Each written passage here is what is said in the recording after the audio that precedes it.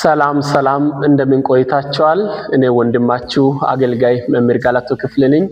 ዛሬ ደግሞ ወደ እናንተ መጣሁትኝ የእግዚአብሔርን የልቡን ሐሳብ አብረን እንድንካፈል ባለፈው የጀመርነውን ትምህርታችንን ክፍል 1 ላይ የጀመርነውን ትምህርት ዛሬ ደግሞ ክፍል 2ን አጭር ደቂቃ ላይ አብረን እንድንካፈል ዛሬ ወደ እናንተ መጥቻለሁ። ለዚህ ዩቲዩብ እንግዳ የሆናችሁ በሀገር ውስጥም እንዲሁም ከሀገር ውጪ ያላችሁ የጌታ ቤተሰቦች ከታች በኩል ሰብስክራይብ የሚለው ምልክት በመንካት ይሄ የሚያስተምረው ትምህርት በተከታታይነት ወደ እናንተ እንዲደርስ ይህንን እንድታደርጉ በጌታ ፍቅር ላሳስባችሁ እወዳለሁ። በያላችሁበት የጌታ ሰላምና ጸጋ እንዲበዛላችሁ እመኛለሁ። እግዚአብሔር ይባርካችሁ። ይህንን የእግዚአብሔርን ሐሳብ ለመካፈል ለመማር እግዚአብሔር በዚህ ሰዓት የሚናገረውን ነገር ለመስማት ይህንን ጥቂት ደቂቃ ቆርሳችሁ ለመስጠት ራሳችሁን ስለፈቀዳችሁ እግዚአብሔር አምላክ ፈጽሞ ይባርካችሁ። ዘመናችሁ ይባረክ። ባለፈው ጊዜ እግዚአብሔር አምላክ በልቤ ያስቀመጠውን የልቡን ሐሳብ ለእናንተ ለማካፈል ባለፈው ጊዜ ክፍል 1 ላይ በመጀመሪያ በዩቲዩብ ውስጥ ገብታችሁ እግዚአብሔርን መፍራት የሚል ትምህርት ክፍል 1ን ታገኛላችሁ። ዛሬ የምንቀጥለው ክፍል 2 ላይ ያለውን ሐሳብ ሲሆን ክፍል 1 ላይ ባለፈው ጊዜ እግዚአብሔርን መፍራት የሚለውን ትምህርት ጀምረን ነበር። እግዚአብሔርን መፍራት የሚለውን ትምህርት ነበር ጀምረነው።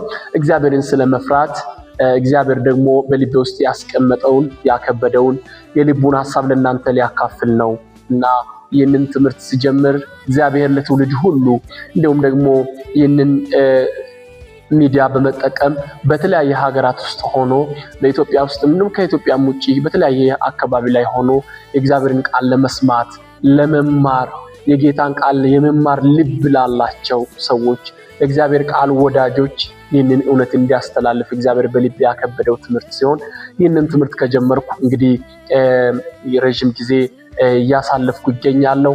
ዛሬ ሁለተኛ ሐሳብ ከማየታችን በፊት ባለፈው ጊዜ እግዚአብሔርን መፍራት የሚለውን ሐሳብ ሲያነሳ እግዚአብሔርን መፍራት የሚለውን ትምህርት በመናነሳበት ጊዜ 2 የመጽሐፍ ቅዱስ ክፍሎችን አንብበን ነበረ ትምህርታችንን የጀመርነው።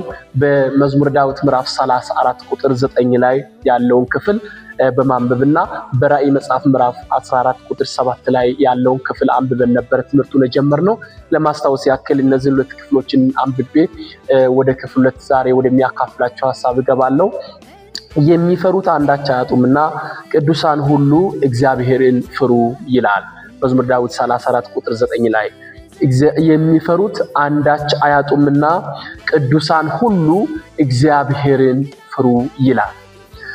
በዮሐንስ ራእይ መጽሐፍ ምዕራፍ 14 ቁጥር 7 ላይ ደግሞ እግዚአብሔር ቃል እንደዚህ ይላል፣ በምድር ለሚኖሩ ለሕዝብና ለነገድም ለቋንቋም ለወገንም ሁሉ ይሰብክ ዘንድ የዘላለም ወንጌል ያለው ሌላ መልአክ ከሰማይ መካከል ሲበር አየሁ። በታላቅ ድምጽም የፍርዱ ሰዓት ደርሷልና እግዚአብሔርን ፍሩ፣ ክብሩንም ስጡት፣ ሰማይንና ምድርን ባህሩንም ውሃውንም ምንጮች ለሰራ ስገዱለት አለ የሚል ቃል አለ። የፍርዱ ሰዓት ደርሷልና እግዚአብሔርን ፍሩ ይላል። መዝሙረ ዳዊት 34 ቁጥር 9 ላይ ያነበብነው ደግሞ የሚፈሩት አንዳች አያጡምና ቅዱሳን ሁሉ ማንን ፍሩ? እግዚአብሔርን ፍሩ የሚለው ክፍል አንብበን ነበረ ባለፈው ጊዜ ትምህርታችን የጀመርነው። እንግዲህ ሰፊ ሐሳቦችን ክፍል 1 ላይ ገብታችሁ በዩቲዩብ ውስጥ ታገኛላችሁና ክፍል 1 ላይ እግዚአብሔርን መፍራት የሚለውን ትምህርት ሊያስተምር ምክንያት የሆኑ ነገሮችን በስፋት አንስቻለሁ። ይህን ትምህርት ሲያስተምር እግዚአብሔር በልቤ ውስጥ የሞላውን ሐሳብ ይህንን ትምህርት በሚያስተምርበት ጊዜ አሁን ያለንበት ጊዜ ብዙ ሰዎች እግዚአብሔር ከመፍራት ሕይወት እግዚአብሔር ከመፍራት ማንነት ብዙ ሰዎች እየራቁ ያሉበት እንዲሁም ደግሞ ዓለም ላይ ያሉ ሰዎች እንኳን ዓለም ላይ ያሉ ሰዎች ናቸው። በጌታ ቤት ያሉ የእግዚአብሔርን ስም የሚጠሩ ብዙ ሰዎች እግዚአብሔርን ከመፍራት ሕይወት እግዚአብሔርን ከመፍራት ማንነት እየራቁ ያሉበት ጊዜ ላይ ስለደረስን ብዙ ሰዎች እግዚአብሔርን የመፍራትን ሕይወት እያቆሙና እየተው ያሉበት ጊዜና ዘመን ላይ ስለደረስን ከብዙ ሰዎች ፊት እግዚአብሔርን የመፍራት ማንነት እግዚአብሔርን የመፍራት ሕይወት እየራቀ ያለበት ጊዜ ስለሆነ እግዚአብሔር ይህንን ትምህርት እንዲያስተምር በዚህ ጊዜ ላይ እግዚአብሔር ይህንን ሐሳብ በልቤ ላይ ሞልቶኛል። ሌላ እግዚአብሔር በዚህ ጊዜ ላይ ይህንን ትምህርት እንዲያስተምር ሲያደርግ እግዚአብሔር አምላክ በውስጥ ላይ ያስቀመጠው ሐሳብ ቅዱሳን ሁሉ ቅድም መዝሙረ ዳዊት እንግዲህ ምዕራፍ 34 ላይ ቁጥር 9 ላይ እንዳነበብነው ቅዱሳን ሁሉ እግዚአብሔርን ፍሩ እንደምን አማኞች ሁሉ እግዚአብሔርን እንዲፈሩ እግዚአብሔርን የሚያውቁ ሰዎች ሁሉ እግዚአብሔርን እንዲፈሩ እግዚአብሔርን በመፍራት እንዲመላለሱ ነው ይሄን ትምህርት እንዲያስተምር። እንዲሁም ደግሞ እግዚአብሔርን በመፍራት በመኖር እግዚአብሔርን በመፍራት በመውጣት በመግባት በመመላለስ በማገልገል በመስራት በመስራ ቤት በስራ ቦታ በንግድ ቦታ በአገልግሎት ስፍራ የትኛውም ቦታ ሊሆን ይችላል እግዚአብሔርን በመፍራት በመውጣት በመግባት እያንዳንዱ የህይወታችን መስተጋብር እግዚአብሔርን በመፍራት የተሞላ ህይወትና ማንነት ይዘን ከፍርድ እንድናመልጥ እግዚአብሔርን ባለመፍራት ከሚመጣ ፍርድ ከእግዚአብሔር ቁጣ እንድናመልጥም ጭምር ነው ይህንን ትምህርት የምንማረው። እንግዲህ እግዚአብሔርን መፍራት ማለት ምን ማለት ነው? እግዚአብሔርን እንዴት እንፈራዋለን? መፍራት ማለት ምን ማለት ነው? የሚለው ነገሮችን ክፍል 1 ላይ ያለውን በዩቲዩብ ላይ ገብታችሁ ታገኛላችሁ። ቀጥታ ዛሬ ወደሚያካፍላችሁ ሐሳብ ወስዳችኋለሁ። ዛሬ የምንካፈለው ክፍል 2 ላይ እግዚአብሔርን በመፍራት መኖር የሚል ሐሳብ ነው አብረን የምንካፈለው። እግዚአብሔርን በመፍራት መኖር መጽሐፍ ቅዱሳችን በምሳሌ መጽሐፍ ምዕራፍ 23 ቁጥር 17 ላይ እንደዚህ ይላል። ምሳሌ ምዕራፍ 23 ቁጥር 17 ላይ ልብ በኃጢአተኞች አይቅና፣ ነገር ግን ቀኑን ሙሉ እግዚአብሔርን በመፍራት ኑሩ ይላል። ክብር ለኢየሱስ ይሁን። ልብ በኃጢአተኞች አይቅና፣ ነገር ግን ቀኑን ሙሉ እግዚአብሔርን በመፍራት ኑሩ ይላል። ክብር ለኢየሱስ ይሁን። እግዚአብሔር ይሄንን የምንሰማውን ቃል ይባርክልን። ይሄንን ቃል ለመስማት ልባችሁን የከፈታችሁ እግዚአብሔር የሚናገረውን የልቡን ሐሳብ ለመካፈል ጊዜ የሰጣችሁ ሰዎች ሁሉ እግዚአብሔር ይባርካችሁ። እንግዲህ እግዚአብሔርን በመፍራት መኖር፣ እግዚአብሔርን በመፍራት መመላለስ፣ እግዚአብሔርን በመፍራት መውጣት፣ እግዚአብሔርን በመፍራት መግባት፣ እግዚአብሔርን በመፍራት መኖር። እንግዲህ በዚህ ቦታ ላይ የምንመለከተው የእግዚአብሔር ቃል ሐሳብ ልብ በኃጢአተኞች አይቅና ይልና ቀኑን ሙሉ እግዚአብሔርን በመፍራት ኑሩ ይለናል። እንግዲህ ቀን ብለን ስንጠራ እንግዲህ በእኛ በኢትዮጵያ አቆጣጠር አንድ ቀን ማለት የምንችለው 24 ሰዓት ሲሆን ቀንና ማታ አንድ ቀን ብለን ነው የምንቆጥረው። 24 ሰዓት አለን በአንድ ቀን ውስጥ። አንድ ክርስቲያን፣ አንድ አማኝ፣ አንድ ሰው ጌታ ኢየሱስ ክርስቶስን እንደ ግል አዳኝ አድርጎ የተቀበለ ከዘላለም ሞት ወደ ዘላለም ሕይወት የተሻገረ አንድ ክርስቲያን እግዚአብሔርን በመፍራት ሕይወት ውስጥ መውጣትና መግባት መመላለስ አለበት። መቼ? ሁል ጊዜ በየቀኑ እግዚአብሔርን በመፍራት መኖር አለበት። እንግዲህ ይሄ ክፍል በምንመለከትበት ጊዜ ቀኑን ሙሉ ይለናል እንጂ ሰኞ አይለንም፣ ማክሰኞ፣ ሮብ፣ ሐሙስ፣ አርብ፣ ቅዳሜ፣ እሁድ አይለንም። እንደ ኢትዮጵያ አቆጣጠር እነዚህን ቀናቶችን አይደለም እየዘረዘረ ያለው፣ ቀኑን ሙሉ ነው የሚለው እንጂ ቀኑን አይለይም። በዚህ ትምህርት መግቢያ በጣም አንድ አስደናቂ የሆነ አንድ አጋጣሚ ላይ የሰማሁትን ነገር ልንገራችሁ። አንድ ቦታ ለአገልግሎት በርኩበት እየተመለስኩ መንገድ ላይ ከአንድ ሁለት ከሚጣሉ ሰዎች መንገድ ላይ የተጣሉ ያሉ ሰዎችን እየሰማው መንገድ እያለፍኩ ነበር። የሚጣሉ እነዚህ ሁለት ሰዎች ሴቶች ናቸው፣ እናቶች ናቸው። ሁለታቸው ይጣላሉ። አንዷ ክርስቲያን ናት፣ አንዷም ክርስቲያን ነች። ሁለታቸውም ክርስቲያን ናቸው።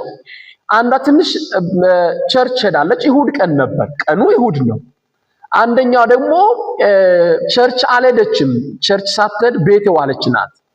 ቤት የዋለችዋ ቸርች የዋለችዋን በጣም ትሳደባለች። በጣም በኃይል ትሳደባለች፣ ትናገራለች። በዛ ጊዜ ቸርች ሄዳ የመጣችዋ ያችኛዋ ደግሞ ክርስቲያን ናት። ቸርች ትሄዳለች፣ ቤተክርስቲያን ትከታተላለች። ያችኛዋ ቤተክርስቲያን የማትከታተል ነገር ግን የክርስትና ስም ያላት ነች። በጣም ስትሳደባት፣ በጣም በኃይል እሷን በሚጎዳ ንግግር ስትሳደባት እንዲህ ብላ ተናግራለች። ዛሬ እኔን የተሳደብሽኝ፣ ዛሬ እንደዚህ ያወራሽኝ፣ ዛሬ እንደዚህ የተናገርሽኝ፣ የተሳደብሽኝ ዛሬ ቀኑ እሁድ ስለሆነ ነው አለች። ቀኑ እሁድ ባይሆን ኖሮ ሌላ ቀን ቢሆን ኖሮ እንደዚህ ባልተናገርሽኝ ነበር አለች።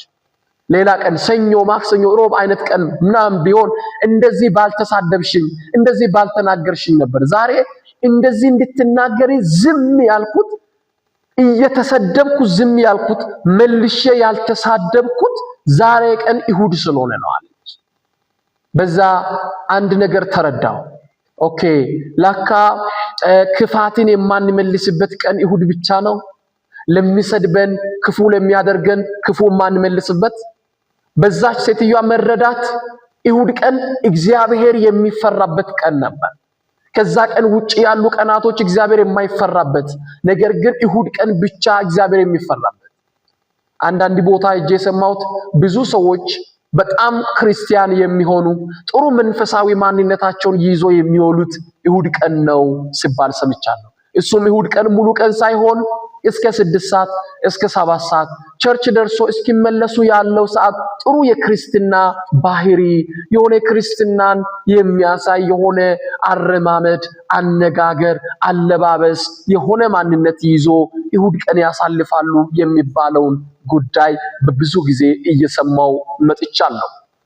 በጣም ይገርማቸዋል። ይህንን ትምህርት የምትከታተሉ የጌታ ቤተሰቦች እግዚአብሔር በእኛ ህይወት ሁል ጊዜ ሊፈራ ይገባል። እግዚአብሔር በሁል ጊዜ፣ በሁሉም ቀን፣ በሁሉም ሰዓት፣ በሁሉም ቦታ እግዚአብሔር በእኛ ህይወት ላይ ሊፈራ ይገባል። መጽሐፉ ሲናገር ቀኑን ሙሉ እግዚአብሔርን በመፍራት ኑሩ ይለናል። እንግዲህ በእያንዳንዱ ቀን ውስጥ ቀኑን ሙሉ እግዚአብሔርን በመፍራት ኑሩ የሚለው ቃል ይሄ ኑሮን ያሳያል። መኖራችንን እያንዳንዱን ለኑሮ የምንፈጽመውን እያንዳንዱን ተግባራችንን ያመለክታል። በአንድ ቀን ውስጥ የምንከውናቸው የተለያዩ ተግባራት እግዚአብሔርን በመፍራት ማድረግ፣ እግዚአብሔርን በመፍራት መስራት፣ ቢሮ የምንሰራ ከሆነን እግዚአብሔርን በመፍራት በቢሮአችን መስራት፣ ባለስልጣኖች ከሆነን ስልጣናችንን እግዚአብሔርን በመፍራት መጠቀም። ክብር ለኢየሱስ ይሁን። ነጋዴዎች ከሆነን በምንነግድበት ቦታ በእያንዳንዱ ቀን ውስጥ እግዚአብሔርን በመፍራት መነገድ። ተማሪዎች ከሆነን በትምህርት ቤታችን፣ በኮሌጃችን፣ በዩኒቨርሲቲ፣ በተለያየ ቦታ ላይ በእያንዳንዱ ቀን እግዚአብሔርን የመፍራት ማንነት በህይወታችን እየገለጥን እግዚአብሔርን የመፍራት ህይወት በህይወታችን እያንጸባረቅን ልንውል ልናሳልፍ ይገባል። የእግዚአብሔር ቃል ቀኑን ሙሉ እግዚአብሔርን በመፍራት ኑሩ ብሎ ትእዛዝ ስለሚሰጠን ይሄ ትእዛዝ ነው። እግዚአብሔርን በመፍራት ኑሩ ነው የተባለው። መብቴ ነው እግዚአብሔርን መፍራት አለመፍራት እችላለሁ ማለት አንችልም። እኛ ክርስቲያን ከሆንን፣ አማኞች ከሆንን፣ እውነተኛ ክርስቲያን ከሆንን እግዚአብሔርን የመፍራት ግዴታ አለብን። ትእዛዝ ነውና እግዚአብሔርን በመፍራት ኑሩ የተባልን ሰዎች ነን። ኑሯችን፣ እያንዳንዱ ኑሯችን እግዚአብሔርን በመፍራት የተቃኘ ሊሆን ይገባል። ክብር ለአምላካችን ለእግዚአብሔር ይሁን። እግዚአብሔርን በመፍራት መኖር። እንግዲህ አንድ ሰው ለኑሮ የሚፈጽመውን ጥቂት ነገሮችን ይዘረዝራለሁ በዚህ አጭር ደቂቃ ውስጥ። አንድ ሰው፣ አንድ ክርስቲያን፣ አንድ አማኝ እግዚአብሔርን በመፍራት ሲወጣ፣ እግዚአብሔርን በመፍራት ሲመላለስ በምን አይነት ህይወት ውስጥ ነው መኖር የሚችለው የሚለውን ጥቂት ነገር ላነሳ ፈልጋለሁ። እግዚአብሔርን በመፍራት ስለመኖር ስናነሳ ጥቂት የምናነሳቸው የምንዘረዝራቸው ነጥቦች ሊኖሩ ስለሚችሉ እነዚህ ነጥቦችን በጥቂት ለማንሳትና ለማብራራት እንሞክራለን። እንግዲህ እግዚአብሔር አምላክ በዚህ ሰዓት በልቤ ያስቀመጠውን ሐሳብ ለእናንተ በሚያካፍልበት ጊዜ አንድ ሰው እግዚአብሔርን በመፍራት ይኖራል ስንል ወይም እግዚአብሔርን በመፍራት መኖር ብለን ስንል እያንዳንዱ ለኑሮ የምንከውናቸውን ተግባራትን ሁሉ እግዚአብሔርን በመፍራት ልንከውን ይገባል። እግዚአብሔርን በመፍራት ልንፈጽመው ይገባል። እግዚአብሔርን በመፍራት ልናደርገው ይገባል። ክብር ለአምላካችን ለእግዚአብሔር ይሁን። በአንደኛ ደረጃ ስንበላና ስንጠጣ እግዚአብሔርን በመፍራት ሊሆን ይገባል። እንግዲህ ቅድም እንዳነበብነው እግዚአብሔር ቃል እግዚአብሔርን በመፍራት ኑሩ ብሎ ስለን ይሄ እግዚአብሔርን መፍራት ኑሮን የሚጠይቅ ነገር ሲሆን በኑሯችን ውስጥ ከምንፈጽመው ተግባር አንዱ መብላትና መጠጣት ነው። አንድ ሰው እንግዲህ በህይወት ካለ ይበላል፣ ይጠጣል። ሰው ካልበላና ካልጠጣ የመኖር ዋስትና የለውም። ሰው ሊበላም ሊጠጣ ይገባል። ሰው ሳይበላና ሳይጠጣ መቆየት የሚችለው ጥቂት ቀናቶችንና ጥቂት ጊዜያቶችን ነው። ሰው ሳይበላ 1 ወር 2 ወር 3 ወር 1 ዓመት መድረስ አይችልም። በእያንዳንዱ ቀን ውስጥ ለጤናማ ህይወት ምግብ ያስፈልጋል፣ መጠጥ የሚያስፈልጉ ነገሮች ናቸው። ታዲያ እንዴት ነው እግዚአብሔርን እየፈራን መብላትና መጠጣት ያለብን? ታስታውሱ እንደሆነ በብሉይ ኪዳን ዘመን በዘፍጥረት መጽሐፍ ምዕራፍ 6 ላይ ስትመለከቱ እግዚአብሔር በኖህ ዘመን ሰዎችን ሲያጠፋቸው በዛ ዘመን የነበሩ ሰዎች እንደፈለጉ የሚወጡ፣ እንደፈለጉ የሚገቡ፣ እንደፈለጉ የሚበሉ፣ እንደፈለጉ የሚጠጡ አይነት ሰዎች ነበሩ። ዳንኤልም በብሉይ ኪዳን ደግሞ በዛ ልክ ስንመለከት በሚበላው ምግብ በሚጠጣው መጠጥ ሁሉ እግዚአብሔርን እየፈራ ሃሌሉያ እግዚአብሔርን በመፍራት ህይወት ውስጥ ሆኖ የሚመገብ ሰው ነበር። ምግቡ እንኳን በፊት ለፊቱ በሚቀርብበት ጊዜ ምግቡን ካየ በኋላ እግዚአብሔርን በልቡ ይመለከት ነበር። ዋው! እንዴት አይነት መልካም ህይወት ነው! እግዚአብሔርን ያይ ነበር፣ እግዚአብሔርን ይመለከት ነበር። በዛ ሁኔታ ውስጥ ሆኖ ንጉሱ ያንን መብልና መጠጥ በሚያቀርብበት ጊዜ ዳንኤል እግዚአብሔርን ይፈራ እንደነበረ በዛ በባዕድ ምድር በዛ በሰው ሀገር በሚበላውና በሚጠጣው ነገር ሁሉ እግዚአብሔርን ለማስከበርና እግዚአብሔርን በመፍራት እያንዳንዱን ነገር ያደርግ ነበር። እግዚአብሔር አምላካችን ስሙ የተባረከ ይሁን። እንግዲህ ዳንኤል ምዕራፍ 1 ቁጥር 9 ጀምረን ስንመለከት ያን በዛ መብልና በዛ መጠጥ እንዳይረክስ በልቡ አሰበ። ያ በልቡ አሰበ የሚለው ነገር የእርሱን ማንነት የእርሱን ህይወት መመልከቱን ከእግዚአብሔር ጋር ያለውን ግንኙነት መመልከቱን ያ እንግዲህ ያ ምግብ ያ መብል እንግዲህ እግዚአብሔር የማይከብር አይነት መብል ነበር።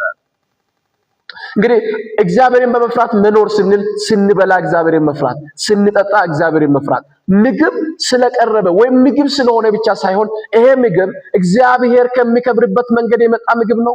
ይሄ መጠጥ እግዚአብሔር የሚከብር መጠጥ ነው። አሁን ያለንበት ዘመን እንግዲህ ሰዎች እግዚአብሔር የማይከብረውን ልምምድ እየተለማመዱ ያሉበት ክርስቲያን የሆኑ አማኝ የሆኑ ሰዎች አላስፈላጊ ልምምድ፣ አስካሪ የሆኑ አልኮሎች፣ አስካሪ የሆኑ መጠጦች ሰው አሁን በዚህ ዘመን ካልጠጣ እንዲሁም ደግሞ አልኮልን ካልጠጣ ካልሰከረ እንዳልሰለጠነ ስለሚቆጠር በጓደኞቹ ስለሚፎገር አንተ ለምን አልሰለጠንክም እንደ በመባል አስካሪ መጠጦች፣ መንፈሳዊ ህይወትን የሚገድሉ መጠጦች፣ ትዳርን የሚበትኑ መንፈሳዊ ህይወትን የሚያበላሹ መጠጦች፣ የተለያዩ ከእግዚአብሔር ሐሳብ የሚያርቁ አደገኛ ሱስ መጠጥ እግዚአብሔር የማይከብር በእያንዳንዱ ቀን ውስጥ በተለያየ ቦታ እንደዛ አይነት ተግባራትን ሰዎች ሲፈጽሙ እንመለከታለን።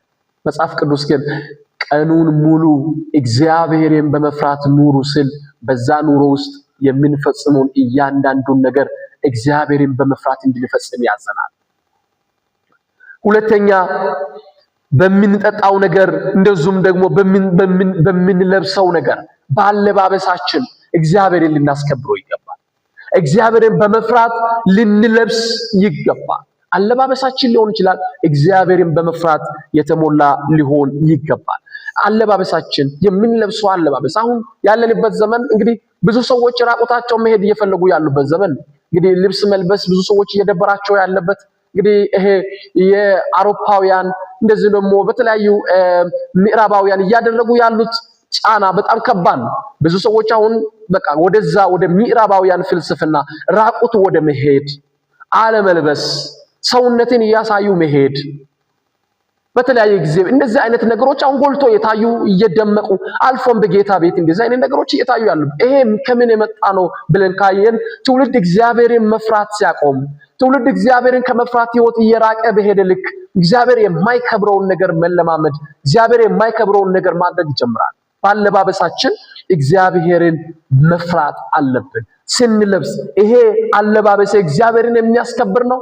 ይሄ የለበስኩት አለባበስ እግዚአብሔር የሚታይብኝ ነው ወይ ሰው የሚሰናከልብኝ ነው ወይም ባልንጀራ የሚሰናከልብኝ ነው?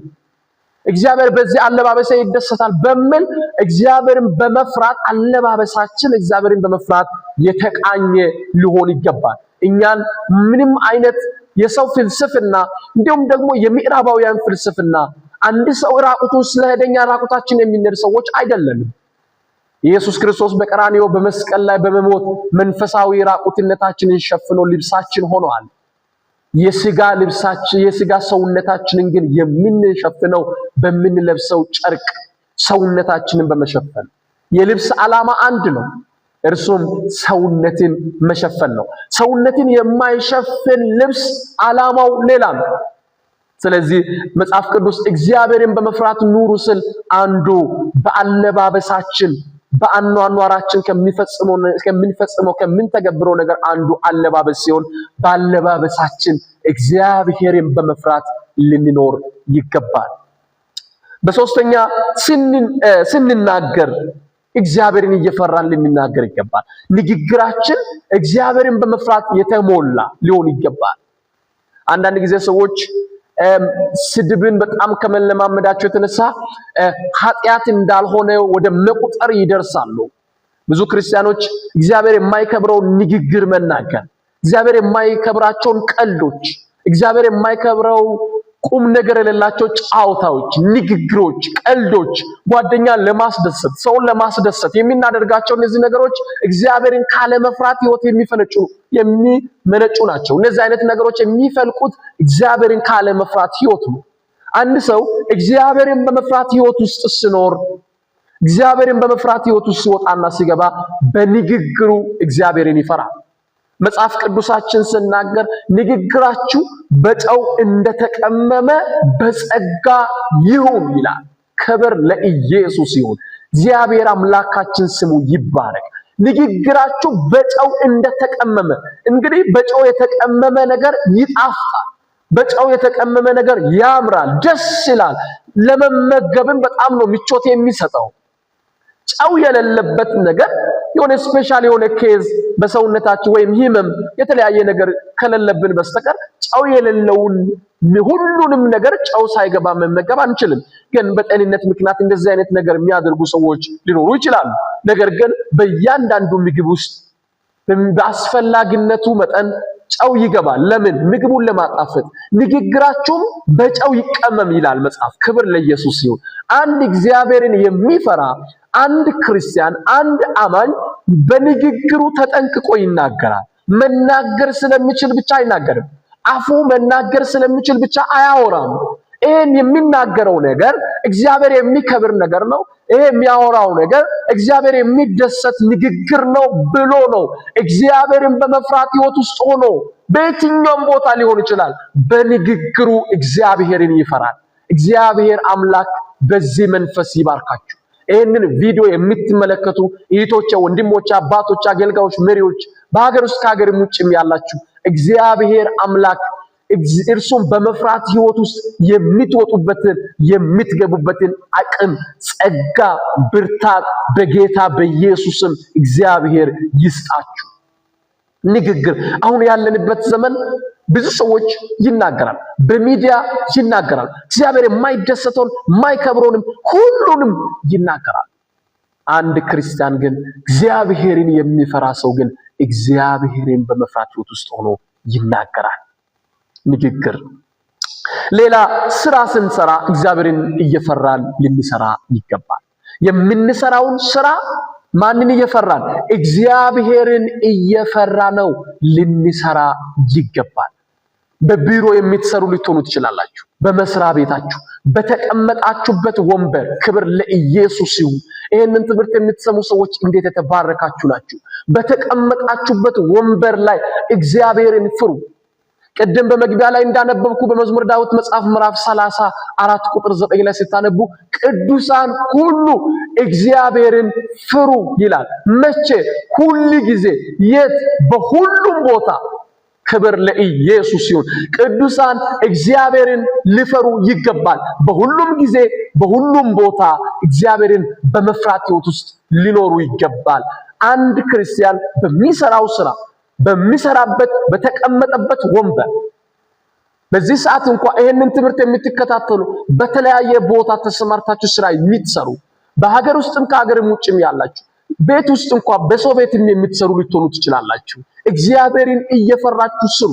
ስለዚህ ጉዳይ ኤፌሶን መጽሐፍ ምዕራፍ 6ን ስታነቡ እግዚአብሔርን እየፈራን ለእግዚአብሔር እንደምንገዛ ለሰው መገዛት እንዳለብን መታዘዝ እንዳለብን መጽሐፍ ቅዱሳችን ይናገራል። በሰው ቤት እንኳን የምትሰሩ እንዲሁም ደግሞ የግል ስራ የምትሰሩ ሰዎች በራሳችሁ ስራ የምትሰማራችሁ በቢሮ ያላችሁ በስልጣን ኃላፊነት ያላችሁ ከናንተ በታች ብዙ ሰዎችን የምታስተዳድሩ ሰዎች እግዚአብሔርን ፍሩ። በተቀመጣችሁበት ወንበር እግዚአብሔርን ፍሩ። በምትሰሩበት ቦታ በተቀመጣችሁበት በዛ ወንበር በምትፈርሙት ወረቀት በምትፈርሙት ደብዳቤ እግዚአብሔርን እየፈራችሁ ሰው በእናንተ ቢሮ ሊስተናገድ ሲመጣ እንዳያለቅስ፣ ሰው በእናንተ ቢሮ ሲመጣ እንዳይጉላላ፣ እንዳይንከራተት፣ ያለ ምክንያት እንዳይሰቃይ፣ ከገጠር ከሩቅ አካባቢ ሳይበላ ሳይጠጣ በሌሊት ወጥቶ ከቤት የመጣ ሰው በእናንተ ቢሮ ደጃፍ ላይ እንዳይንገላታ በምትሰሩበት ቢሮ በተቀመጣችሁበት ቦታ እግዚአብሔርን በመፍራት እንድትሰሩ በጌታ ፍቅር በወንድማማችነት መንፈስ ይህንን የእግዚአብሔርን ቃል ለእናንተ ላስተላልፍ ወዳለሁ። እግዚአብሔርን በመፍራት እንድታገለግሉ፣ እግዚአብሔርን በመፍራት ህይወት ውስጥ እንድትመላለሱ፣ እግዚአብሔርን በመፍራት ህይወት ውስጥ እንዴት ማገልገል እንዴት መስራት እንዳለባችሁ በማወቅ በተቀመጣችሁበት ቢሮ እግዚአብሔርን እንድትፈሩ ይህንን ላሳስባችሁ ወዳለሁ። በምትሰሩት ስራ ነጋዴዎች ከሆናችሁ በንግዳችሁ ክብር ለአምላካችን ለእግዚአብሔር ይሁን። ስለዚህ ይህንን ሐሳብ ለእናንተ ሲያካፍላችሁ ውስጥ በጣም ደስ እያለ ነው ይሄን የሚናገራችሁ። በሚሰሩበት ቦታ ሌሎች በእርሻችሁ ልትሆኑ ትችላላችሁ። ሌሎች የተለያየ የሱቅ ስራ የምትሰሩ ልትሆኑ ትችላላችሁ። በተለያየ ገበያ ተሰማርታችሁ የምትሰሩ ሰዎች ልትሆኑ ትችላላችሁ። በዛ ቦታ በዛ በተቀመጣችሁበት ስፍራ ላይ እግዚአብሔርን በመፍራት ህይወት ውስጥ ሆናችሁ ልትሰሩ ይገባል። እግዚአብሔር አምላካችን ስሙ ለዘላለም የተባረከ ይሁን። ስለዚህ እንዴት ነን እግዚአብሔርን በመፍራት ህይወት ውስጥ በመመላለስ? ስራችን እግዚአብሔርን የሚያስደስት ነው? በምንሰራበት ቦታ በእኛ ህይወት በእኛ ኑሮ በእኛ ቢሮ በተቀመጥንበት ቦታ በእኛ በምናስተናግዳቸው ሰዎች እግዚአብሔርን እየፈራን ነው? አንድ ጊዜ በጣም የሚገርም አንድ አጋጣሚ ነበር። እሱ ምንድነው? አንድ አገልግሎት ለማገልገል ለአንድ ፕሮግራም እየቸኮልኩ እያለ አንዲት እናት በጣም ትልቅ የሆነ ዕቃ ተሸክማ ያለቀሰች ስትሄድ ተገናኘው። ከዓይኗ የሚወድቀው እንባ በጣም አቧራን የሚሰበስብ እንባ ነበር እያፈሰሰች ነበረችው። በጣም እየቸኮልኩ ቢሆንም አንድ ደቂቃ ሰጥቻት ላናግራት ወደድኩ። ምን ሆነሽ ነው እናቴ ብዬ ጠየቅኳት። እንደዚህ ብላ መለሰችልኝ። በዛ ከባድ ሁኔታ ውስጥ ሆና በዛ በጣም ከባድ አስቸጋሪ ሁኔታ ውስጥ ሆና እንደዚህ ብላ መለሰችልኝ። ያ የነበረችበት ሁኔታ ያ የነበረችበት ስሜት በጣም ከባድ ስለነበረ ሊረዳ ሞከርኩ። ምን ሆነሽ ነው ብዬ ጠየቅኳት። ተናገረችኝ፣ አወራችኝ። ባለቤቴ እስር ቤት ነው አለችኝ። ምን ሆኖ ታሰረ? ያለ ምንም ምክንያት እንዲህ ከሰው ጋር ተወስዶ ታስሯል። ምንም አይነት ወንጀል የለብህም ግን ውጣ ወደ ቤት ይግባ ተብሏል ካለች በኋላ ታዲያ ለምን አልገባም ብዬ ስጠይቃት ከዛ እንዲወጣ ገንዘብ ተጠይቄያለሁ አለች። የምን ገንዘብ? እንደዚህ አይነት ያክል ገንዘብ ተጠይቄያለሁ። ይህን ገንዘብ ደግሞ ይዤ ወስጄ የሚሰጥበት ቦታ ስለሌለ ቤት ውስጥ ያለውን ቴሌቪዥን ቤት ውስጥ ያለው ጂፓስ የተለያዩ ነገሮችን ተሸክሜ ለአንድ ሰው አስይዤ ብር ከሱ ለመበደር ባለቤቴ ከእስር ቤት ሲወጣ ሰርቶ ከፍሎ እንዲቀበል ለማስያዝ እየርኩ ነው ብላ እያለቀሰች ስትናገኝ ያን ገንዘብ ይዛ ሄዳ የምትሰጥለት ያ ኃላፊ ያንን ገንዘብ ያንን ጉቦ የሚበላ ሰው ያንን ገንዘብ ይዞ ለልጆቹ ወደ ቤት ይዞ ሲሄድ ያንን ገንዘብ ይዞ ዶል ለሚስቱ ስጋ ገዝቶ ይዞ ሲሄድ ስጋ አይደለም እሳት ነው ይዞ የሚሄደው። ምግብ አይደለም እሳት ነው ይዞ የሚሄደው። በረከት አይደለም እርግማን ነው ይዞ የሚሄደው። ይሄ ከምንድነው ከየት የሚመጣ ነገር ነው ካላችሁ ሰዎች እግዚአብሔርን መፍራት ስተው እግዚአብሔርን ከመፍራት ህይወት ስርቁ እግዚአብሔር የማይደሰተውንና እግዚአብሔር የማይከብረውን ነገር ማድረግና መለማመድ በህይወታቸው ይጀምራሉ። ይሄ ደግሞ እግዚአብሔር የማይደሰትና እግዚአብሔር እጅግ የሚያዝነው ህይወትና ልምምድ ይሆናል።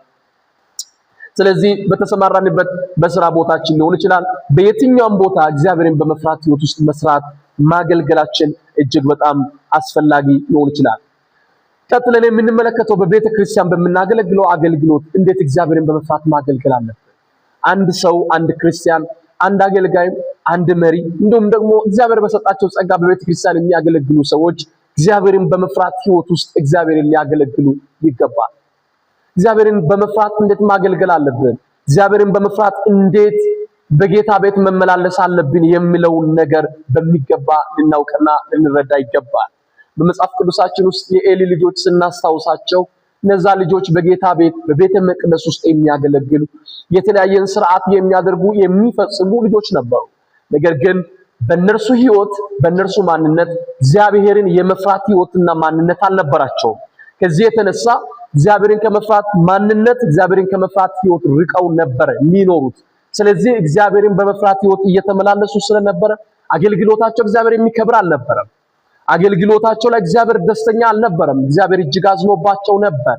ከዚህ የተነሳ በጌታ ቤት እያገለገሉ በቤተ መቅደስ ውስጥ እያገለገሉ ነገር ግን እግዚአብሔር የማይከብረውን ኃጢአት የሚለማመዱ እግዚአብሔርን የመፍራት ልብ ያልነበራቸው ልጆች ነበሩ፣ የኤሊ ልጆች። ይህንን ትምህርት በዚህም በተለያየ ቦታ ላይ ሆናችሁ የምትከታተሉ የጌታ ቤተሰቦች እንዴት እግዚአብሔርን በመፍራት ማገልገል አለብኝ የሚለውን ነገር ማወቅ አለብን። ስለዚህ እግዚአብሔርን በመፍራት በጌታ ቤት ያለን በተለያየ ዘርፍ ላይ ተሰማርተን የምናገለግል ሰዎች እግዚአብሔርን እየፈራን እናገለግል ይገባል። እግዚአብሔር አምላክ ሁላችንን ይባርከን። እንግዲህ ዛሬ የጀመርነውን ትምህርት በዚህ ማጠቃለያ ስናደርግ እግዚአብሔርን በመፍራት ህይወት እንዴት መኖር አለብን የሚለውን ሰፊ ነገር ነው ያነሳነው። እግዚአብሔርን በሁሉም አይነት አቅጣጫ፣ በሁሉም ቦታ፣ በሁሉም ስፍራ፣ በሁሉም ጊዜ እግዚአብሔር በህይወታችን ሊፈራ ይገባል። እግዚአብሔር ዘመናችሁን ይባርክ። ክፍል 3 ቀጣይ ጊዜ እንቀጥላለን። እግዚአብሔር ዘመናችሁን ይባርክ። አመሰግናለሁ። ተባረኩ።